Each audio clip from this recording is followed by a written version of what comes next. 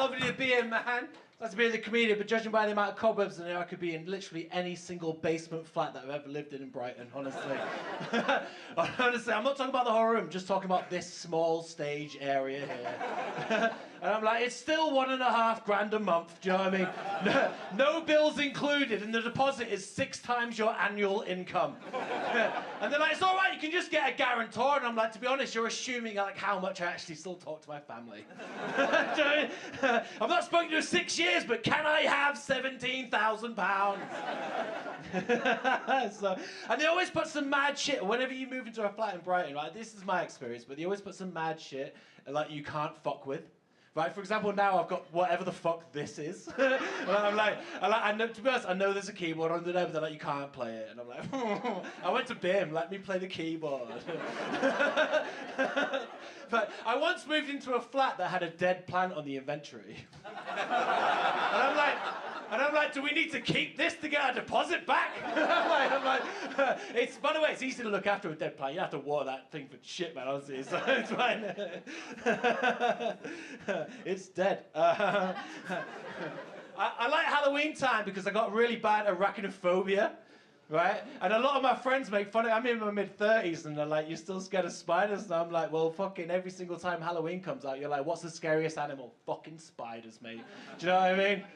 I feel vindicated. Honestly, I thought, you know, when I did that bit, I was like, the arachnophobia people are going to stand up, they're going to be like, yes! But it didn't happen. So it's nice to be a man. Before I start a gig, I've got quite a lot of anxiety, so I like to make sure where all the Susans are. Got any Susans in? Fucking hell. Holy shit. Backing into cobblers as well. I don't know where to go. I love a Susan, man. All of my mums are called Susan. Yeah. My birth mum, she's a Susan. My stepmom, she's also a Susan. I'm like, my dad fucking loves a Susan. Do you know what I mean? At least for a bit.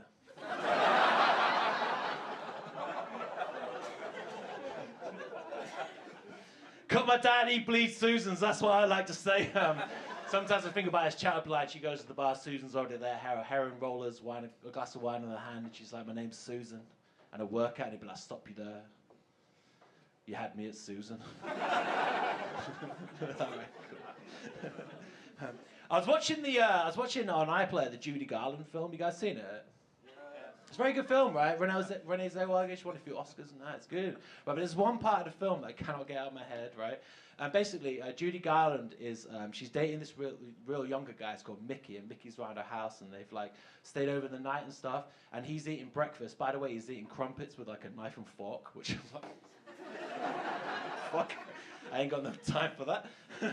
But Judy Garland comes out in this negligee, and she's all like, she's quite old at this point. She's like, I don't know, she's old, but she comes out and she's like, she's giving it all this, right? She's got a little bit of leg showing and that. She's like, and young Mickey puts down his crumpet fork and he's like, and he's like, Judy Garland, you got glorious legs. You should show them off more. And then Judy Garland says, I know. I just wish I had more of them. Excuse me? And now I've just got this image of a four-legged Judy Garland just living rent-free in my head. Do you know what I mean? And she didn't even stipulate how many legs she wanted. She could be 8, could be 12. You could be looking at giant millipede Judy Garlands walking around. Do you know what I mean? It's as many as your heart desires.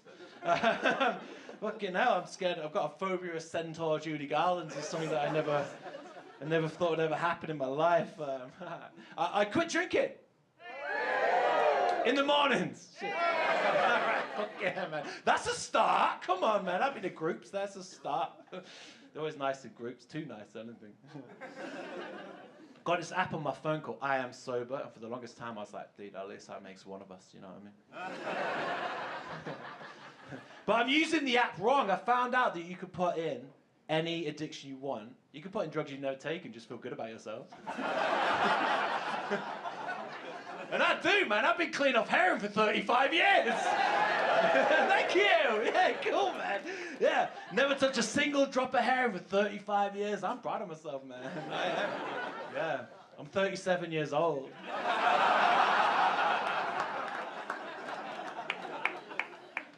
first 2 years of my life were hell. I was born with a silver spoon.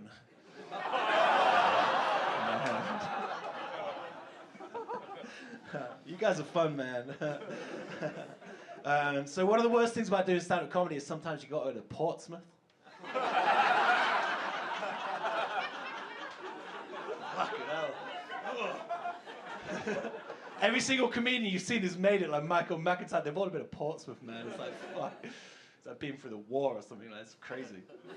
But I used to like Portsmouth when I was a kid because my nan used to live in Portsmouth, right? And so we used to go, and I love boats, right? So we went on the HMS Victory. Do you remember the HMS Victory? Yeah. Do you know they named that before it ever won anything?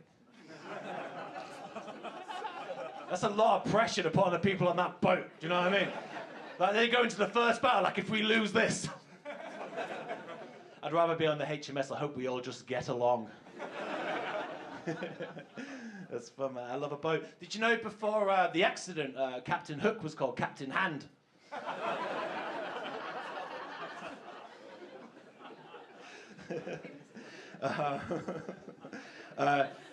After this set, I'm taking a little break from stand-up because, honestly, I've been doing comedy on the train. No, that's one noise. I had a bet with my friend Steve that joke would work, and he has won.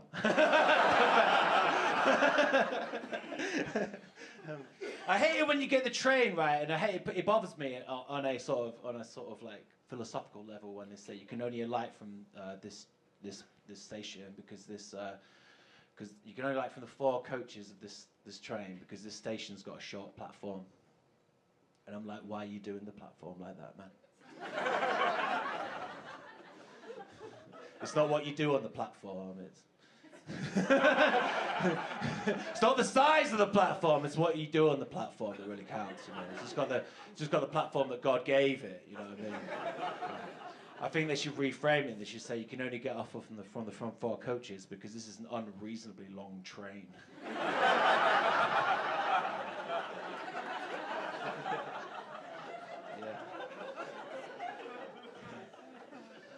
I like reframing stuff like, I don't have erectile dysfunction, I've got a nut allergy.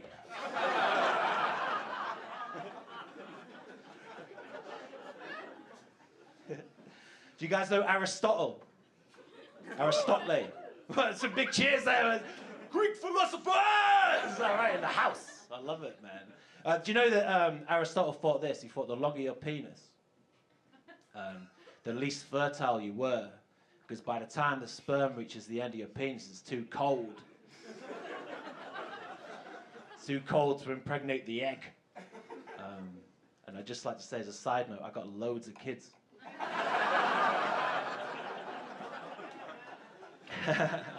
I'm not worried about cold sperm. My sperm comes out like a lava flow.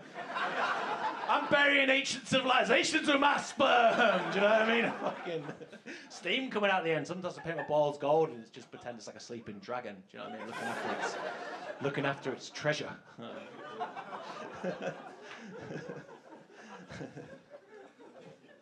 I do have loads of kids though, man. And I had kids young, so my kids are like teenagers now.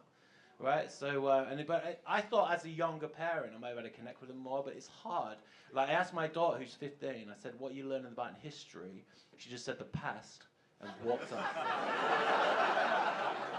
And I'm like, I'm going to need some more information than that. But now they're in secondary school, it's good because I don't have to go to any school plays anymore. They're shit, man. They are shit. And when people are like, oh no, but they're doing the best, they're fine, but do a bit better, come on, man. Do you know what I mean? I could go to the Theatre Royals, you know what I mean? Like, I know you've got 20p cups of tea and little polystyrene cups, but we could do better, can't we? Like, I saw my daughter in the play The Lion King. I don't know if you've seen it, but it's about a lion. He becomes the king. Yeah, it's good, man. It's well named as well. But the only good thing about it was Mufasa was northern. Just made it loads better. Could you imagine? He was like, one day, son! One day, son! All of this will be yours! He was like, what about that dark place over there? He was like, don't ever go there, mate. That is Middlesbrough, that. That's fun, man. I don't trust anyone who's not a bit depressed. You know what I mean? Like, you see people walking around just fine, and you're like, how the fuck are you doing that? What's your secret? And you can tell as well, because sometimes people are like, if I had one day left to live, I'd take loads of meth and ride a roller coaster. Just take meth for the first ever time, not freak out, and ride a roller coaster. All the people that I know, if we got told we had one day left to live, we'd try and stay alive. I'd phone my GP, I'd be like, surely there's something we can do about this. Do you know what I mean? Like, I certainly wouldn't spend my whole last day at Chessington World of Adventures. Do you know what I mean? And I can't afford fast pass, I'd just be queuing. Queuing for my whole last day. Just with really excited children. I'm like, well, I'm pretty terminal, lad, to be honest. Like, but you have a nice day, you know what I mean? I took my son when he was 12. I took him on his first ever roller coaster. It was the Dragon's Fury at Chessington. It's like the waltzers, but also a roller coaster. And it was scary, man. But we had to queue for so long. I don't know if you ever looked into the face of a child and seen an equal mix of boredom and fear. Like an equal mix. It's like he was on the 3rd year of a kidnap. You know what I mean? Like, it was scary at first, but yeah, started to settle in a little bit. But when we were on the ride, right, and like, he was so scared, and I was like, dude, like, on this ride, just shout and swear as much as you want, and we just won't ever talk about it again. And then as it got to the first drop, and I think this is a sign of good parenting, all he did on the ride was shout, shit on a biscuit. Like 40 times. It was like, shit on a biscuit! Shit on a biscuit! It was a waltzers that did weird things to his voice. It was like, shit on a biscuit! And I'm like, dude, I'm actually quite proud of you, because you never seemed that creative in your early years, but to be honest, people don't normally shit on biscuits, you know what I mean? Like, that's come from his own brain, and like, he's never cooking for me. I'm never eating a snack that he's ever made, but you know, it's better than what it could have been, I reckon. That's fun, man. I smoke weed a little bit for my anxiety. Anyone else? All right, cool. Very tired people at the back. That's cool. That's my crowd. But the thing is, right, we're living in Brighton, right? I've got a guy who brings weed to my house. It sounds convenient, right? But I live on quite a busy sort of street, and he's got like a normal car. And like the audacity of a drug dealer, you want him to turn up in like a lowrider, like with Snoop Dogg there or something, just smoke billowing out of the windows and shit, like. But he just turns up in like a Ford Fiesta, and I'm like, I've got to go out and just find his car in a sea of all these other cars, like it was Deal or No Deal, just opening doors at random. What I'm trying to say is I got into a car next to an old lady. And the second most embarrassing thing about that is before I realised who it was, I'd already put my seatbelt on. I was trying to look inconspicuous, just like 1,000% more mental, like, where are we going, love? When I realised who it was, I was like, man, you look a lot different to how you sound on the phone. The most embarrassing thing is then the passenger door opened and her husband, who was also an old person, was there. And I looked up and I was like, fuck. And I tried to get out of the car without taking my seatbelt off. I don't know if you ever tried to do that with an old man there, but I basically looked like I tried to lunge at an old man. Well, the great thing about Brighton, though, and I will say this, is that they're my neighbours, and I see them every day. We've just never mentioned that again. Oh, it's nice to meet you for the first ever time. That's cool. Yeah, I used to live in Brighton, but now I live in Surrey. Oh, I know, it's so horrible. I didn't know anyone, so I got on the dating app Field. Do you know, go to Field? Yeah, it's like an app where you can say like all your kinks and stuff like that, but it's like quite inclusive and things like that, and I've got a few mental health things or whatever, so I thought maybe that's a good way to go. But in Tadworth, there's 3 people on that app, and they're all on my morning commute. I'm just sat opposite this middle-aged lady being like, I know what you do after work, love. Like, but in Brighton, there's a lot more people, so when I come down to Brighton, it pings off a lot more. Like, so, but everyone in Brighton's a dominatrix now. I don't know where that happened, but they're like, if you match with them, they're like, I'm gonna find you, I'm gonna fucking tie you, I'm gonna strangle you, I'm gonna hit you in the face, I'm gonna hang you from the ceiling, I'm gonna find your nan, I'm gonna set her on fire. You know what I mean? I'm gonna find all your deepest, darkest secrets, I'm gonna tell all your closest friends. You know what I mean? And then they're like, no one-night stands. And I'm like, oh, you want to cause me pain over a sustained period of time? Yeah, fucking sign me up for that, man. This is the queer gig, right? Yeah, man. So I had a big gay summer. Scared the fuck out of me. I didn't know what I was doing. So basically, I was like closeted bisexual until I was like 30. And then I came out, and then I thought, well, you've got to sort of go for it now. But I didn't really know how. Like, would you walk up to your mates and be like, I'm gay now? Like, what do we do? So I didn't know what to do, right? So I got on Grindr. Did you know Grindr? Yeah. All right. I've seen some of your penises before. Okay.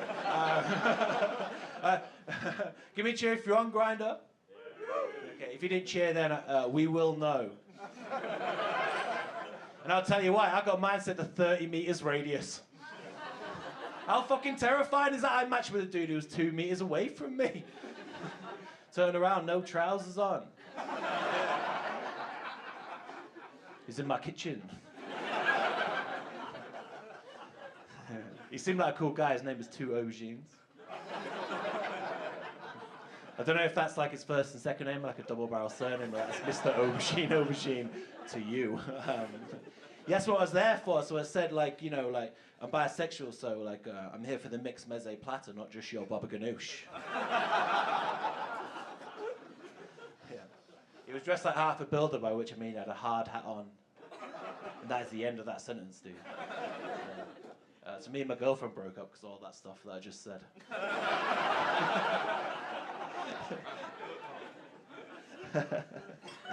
We've only got a couple of minutes left, right? So I mean, I've got a religion bit, or I've got like a bit where I just like sort of take animals. Religion or animals? Animals. Okay, cool. All right, fine. I'm glad you said that, actually, right? Because you know what fucks me off? Ants. Ants piss me off. Do you know, like, we've got to watch out for the ants. Do you know how many ants there are in the world? 20 quadrillion, thank you, 20 quadrillion ants in the whole world, right? And I worked out, do you know how many ants there are per person in the world? 250,000 ants per person, including all the babies and your nan. Do you know what I mean? That's a lot of ants, right? And if they find out about that, they're going to rise up and they're going to take over the world, right? But you're like, how do we defend ourselves? And a lot of audiences like, you know, anteaters. I get an anteater. And I'm like, well, to be honest, that sounds logical and smart, but anteaters only eat up to 30,000 ants a day. It sounds a lot, but it's not enough. Do you know what I mean? Every person in this world, including all the babies, newborn babies, and your nan, would need 8.4 anteaters with them at all times.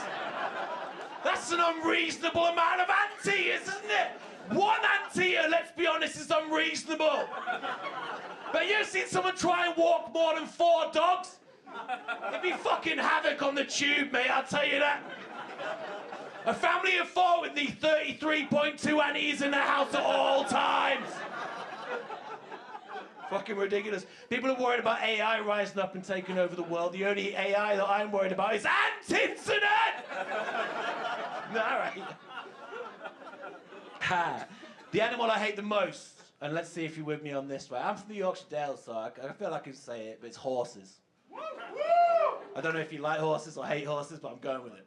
I hate a horse, they're too strong. Do you know what I mean? A horse is too fucking, they're all muscle. I asked an audience, name me another animal that's as muscly as a horse, and they said a shark. And I was like, you are not making me feel any better about horses.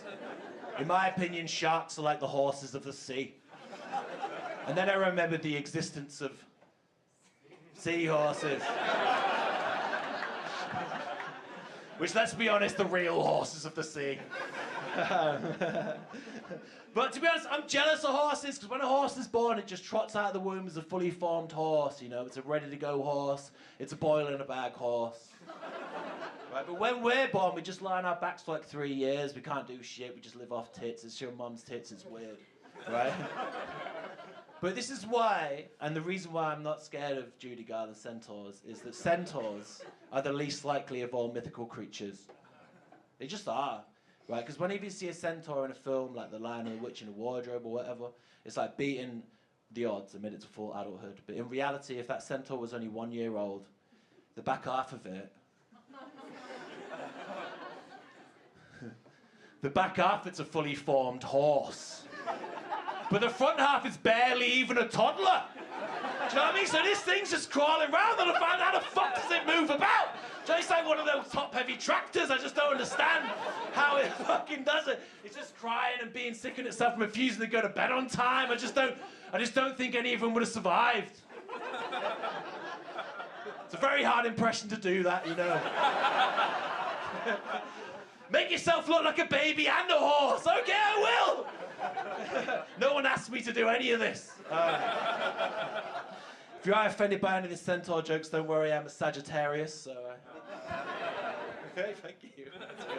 I like to end on that. Way, that's good. You guys have been great. I love KOMEDIA. Thank you very much. I'll see you later. Have a great night.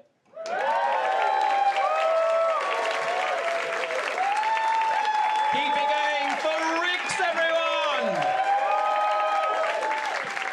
Lovely stuff. Right, we have another break. Get yourself a drink, do what you need to do, and then we have one final act for you. Can you please give it up for the brilliant Riggs once again? We'll see you very shortly.